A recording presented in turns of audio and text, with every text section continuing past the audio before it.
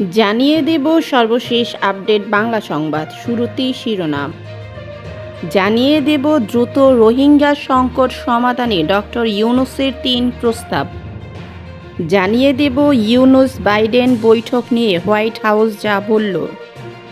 জানিয়ে দেব জাস্টিন ট্রুডোর সাথে বৈঠক করছেন ডক্টর মোহাম্মদ ইউনূস, কী কথা হলো তাদের মধ্যে। জানিয়ে দেব হাসিনা সরকারের দুর্নীতি তদন্তে ব্রিটিশ ক্রাইম এজেন্সিকে আফসানার চিঠি। সর্বশেষ জানিয়ে দেব যুক্তরাষ্ট্র আরও $199 মিলিয়ন সহায়তা দেবে রোহিঙ্গাদের জন্য। এতক্ষণ শুনছিলেন সংবাদ শিরোনাম, এখন বিস্তারিত। দ্রুত রোহিঙ্গা সংকট সমাধানে ডক্টর ইউনূসের ৩ প্রস্তাব।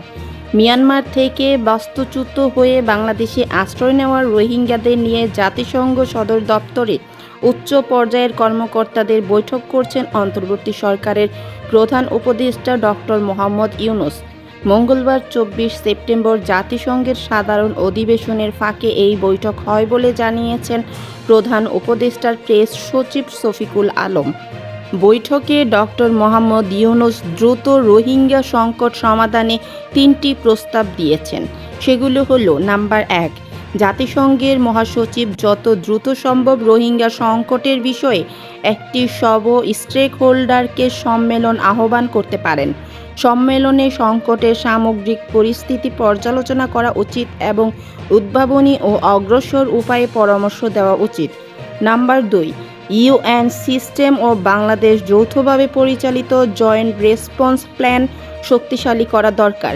স্লাইডিং ফান্ডিং পরিস্থিতির পরিপ্রেক্ষিতে রিসোর্স বাড়ানোর প্রক্রিয়াকে আরও রাজনৈতিক চাপ দিতে হবে।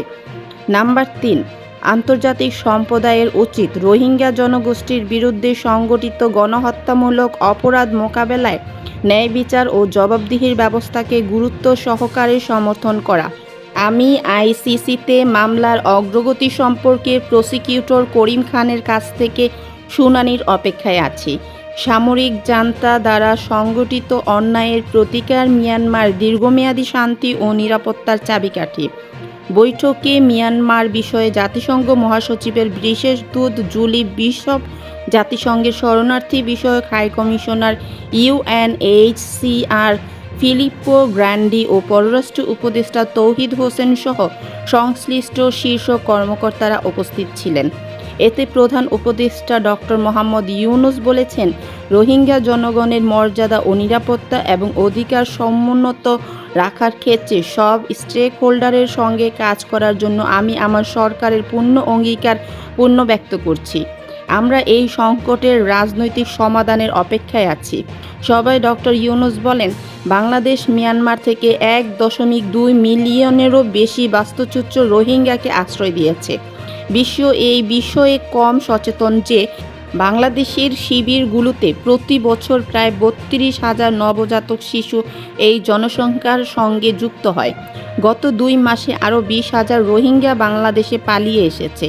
অত্যন্ত সহানুভূতির সঙ্গে রোহিঙ্গাদের আতিথেয়তা সত্ত্বেও একটি গণবসতিপূর্ণ দেশের সামাজিক, অর্থনৈতিক, পরিবেশগত ব্যয়ের ক্ষেত্রে এত বেশি খরচ হয়ে চলেছে, এগুলো আমাদের জন্য প্রথাগত ও অপ্রথাগত নিরাপত্তা ঝুঁকি।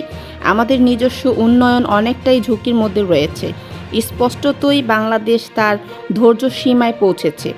তিনি বলেন, বাংলাদেশ যতই মানবিক দিক বা ন্যায় বিচার নিশ্চিত করার বিষয়ে নিয়োজিত থাকুক, রোহিঙ্গাদের প্রত্যাবাসনই দীর্ঘস্থায়ী সংকটের একমাত্র টেকসই সমাধান। ইউনূস বাইডেন বৈঠক নিয়ে হোয়াইট হাউস যা বলল।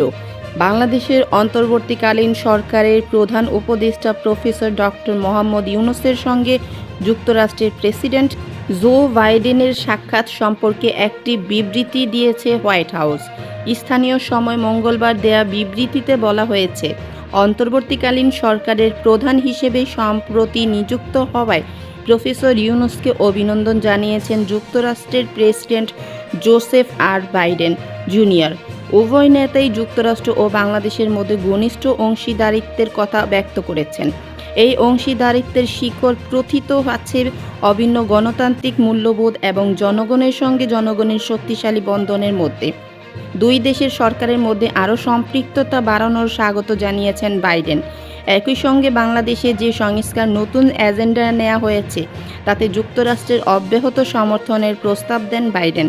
হোয়াইট হাউসের ওয়েবসাইটে এই বিবৃতি দেওয়া হয়েছে। জাস্টিন ট্রুডোর সাথে বৈঠক করছেন ডক্টর মোহাম্মদ ইউনূস। জাতিসংঘের সাধারণ অধিবেশন চলাকালীন মঙ্গলবার বাংলাদেশের প্রধান উপদেষ্টা অধ্যাপক ডক্টর মোহাম্মদ ইউনূস কানাডার প্রধানমন্ত্রী জাস্টিন ট্রুডোর সাথে সৌজন্য সাক্ষাৎ করেছেন। সংক্ষিপ্ত এই বৈঠকে দুই নেতা বাংলাদেশ কানাডা সম্পর্ক আরও সুদৃঢ় করার উপায়, জনসাধারণের স্বাধীনতা আরও বিস্তৃত করা, প্রাতিষ্ঠানিক সংস্কার এবং বাংলাদেশের যুব সমাজকে সহায়তা করার বিষয়ে আলোচনা করেছেন। এ সময় অধ্যাপক ইউনূস কানাডার প্রধানমন্ত্রীর হাতে দ্য আর্ট অব ট্রায়াম্ফ নামে একটি শিল্পকলা বই উপহার দেন, যেখানে বাংলাদেশে বিপ্লব চলাকালীন এবং পরবর্তী সময়ে শিক্ষার্থী ও তরুণদের আঁকা বর্ণিল গ্রাফিতে স্থান পেয়েছে। প্রধানমন্ত্রী ট্রুডো অধ্যাপক ইউনূসের নেতৃত্বের প্রশংসা করেন এবং বাংলাদেশে প্রাতিষ্ঠানিক সংস্কারের ক্ষেত্রে সহযোগিতার আশ্বাস দেন। শেখ হাসিনার নেতৃত্বে আগের শাসন ব্যবস্থা দেশের প্রতিষ্ঠানগুলো কিভাবে ধ্বংস করেছিল, বৈঠকে ডক্টর ইউনূস তা তুলে ধরেন। তিনি বাংলাদেশের প্রতি কানাডার বন্ধুত্ব এবং অন্তর্বর্তী সরকারের প্রতি কানাডা সরকারের সমর্থনের জন্য প্রশংসা করেন। তিনি বাংলাদেশের শিক্ষার্থীদের জন্য আরও ভিসা প্রদানের জন্য কানাডার প্রধানমন্ত্রীকে অনুরোধ করেন। প্রধান উপদেষ্টা মঙ্গলবার জাতিসংঘ মহাসচিব আন্তোনিও গুতেরেসের আয়োজিত এক সংবর্ধনা অনুষ্ঠানে যোগদানের মাধ্যমে জাতিসংঘ সাধারণ অধিবেশনের কর্মসূচি শুরু করেন। তিনি সংবর্ধনায় বেশ কয়েকজন বিশ্ব নেতাদের সাথে সাক্ষাৎ করেন। এছাড়া তিনি জাতিসংঘ সাধারণ অধিবেশনের উদ্বোধনী অধিবেশনে যোগদান করেন। পরবর্তীতে তিনি মার্কিন প্রেসিডেন্ট জো বাইডেনের সাথে একান্ত বৈঠক করেন। হাসিনা সরকারের দুর্নীতি তদন্তে ব্রিটিশ ক্রাইম এজেন্সিকে আফসানার চিঠি। ব্রিটিশ বাংলাদেশি এমপি আফসানা বেগম এবার সরব হয়েছেন শেখ হাসিনা সরকারের দুর্নীতির তদন্তে। মঙ্গলবার 24 সেপ্টেম্বর তিনি ব্রিটেনের ন্যাশনাল ক্রাইম এজেন্সির ডিরেক্টর জেনারেল গ্রিম বিগারকে একটি চিঠি দিয়ে আহ্বান জানিয়েছেন শেখ হাসিনা সরকারের মন্ত্রী যাদের বিরুদ্ধে ব্রিটেনে অর্থ পাচারের অভিযোগ রয়েছে সেগুলো তদন্ত, ব্রিটেনে অর্জিত সম্পদ স্থগিত করা, অপরাধীদের আইনের আওতায় আনার জন্য। তিনি চিঠিতে উল্লেখ করেন, গত 5 আগস্টের আগে শত শত ছাত্র ও সাধারণ মানুষকে হত্যা করে ছাত্রদের বিক্ষোভের মুখে ক্ষমতা ছেড়ে দেশ থেকে পালান Sheikh Hasina.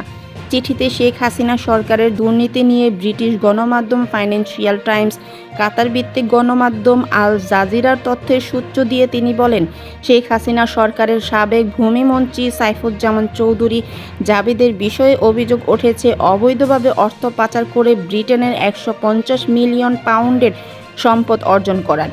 British land register তথ্য বলছে সাইফুজ্জামান চৌধুরী 180টি প্রপার্টি কিনেছেন।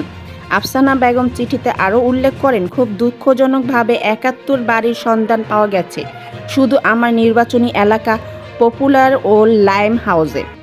বাংলাদেশের দুর্নীতি দমন কমিশন দুদক এই বিষয়ে তদন্ত করছে। ব্রিটিশ সরকারও প্রতিশ্রুতি দিয়েছে বাংলাদেশকে পূর্ণ সহায়তা করার।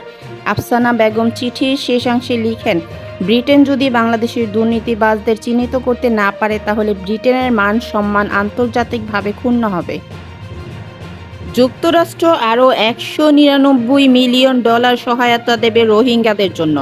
বাংলাদেশে থাকা রোহিঙ্গা শরণার্থীদের জন্য প্রায় $199 মিলিয়ন নতুন সহায়তা ঘোষণা দিয়েছে যুক্তরাষ্ট্র। জাতিসংঘ অধিবেশনের সাইড লাইনে রোহিঙ্গা সংকট নিয়ে আয়োজিত এক ইভেন্টে এই সহায়তার ঘোষণা দেন যুক্তরাষ্ট্রের বেসামরিক নিরাপত্তা, গণতন্ত্র এবং মানবাধিকার বিষয়ক আন্ডার সেক্রেটারি অজরা জেয়া। মঙ্গলবার 24 সেপ্টেম্বর যুক্তরাষ্ট্রের পররাষ্ট্র দপ্তর এক বিজ্ঞপ্তিতে এই তথ্য জানান। এতে উল্লেখ করা হয়, রোহিঙ্গা শরণার্থী এবং বাংলাদেশে তাদের অতিথেয়তাকারী সম্প্রদায়ের জন্য প্রায় $199 মিলিয়ন নতুন সহায়তার ঘোষণা দিয়েছে অজরা জেয়া। এই তহবিলের মধ্যে রয়েছে ডিপার্টমেন্ট অফ স্টেটের ব্যুরো অফ পপুলেশন, রিফিউজিস এবং মাইগ্রেশন থেকে 70 মিলিয়ন এবং ইউএসএআইডি থেকে $129 মিলিয়ন বেশি। এই মার্কিন সহায়তা রোহিঙ্গাদের জীবন রক্ষা করবে এবং সহিংসতা ও নিপীড়ন থেকে পালাতে বাধ্য হওয়া ব্যক্তিদের সুরক্ষা, আশ্রয় ও অন্ন যোগাতে সহায়তা করবে। মার্কিন সরকার 2017 সাল থেকে রোহিঙ্গাদের জন্য $2.5 বিলিয়ন বেশি সহায়তা প্রদান করেছে। যার মধ্যে বাংলাদেশে $2.1 বিলিয়ন বেশি রয়েছে। বাংলাদেশ এবং এই অঞ্চলের সংকটপীড়িত জনগোষ্ঠীকে সহায়তা প্রদানে প্রতিশ্রুতিবদ্ধ যুক্তরাষ্ট্র। একই সঙ্গে যুক্তরাষ্ট্র অন্যান্য দাতাদেরকে তাদের সহায়তা অব্যাহত রাখার আহ্বান জানিয়েছে।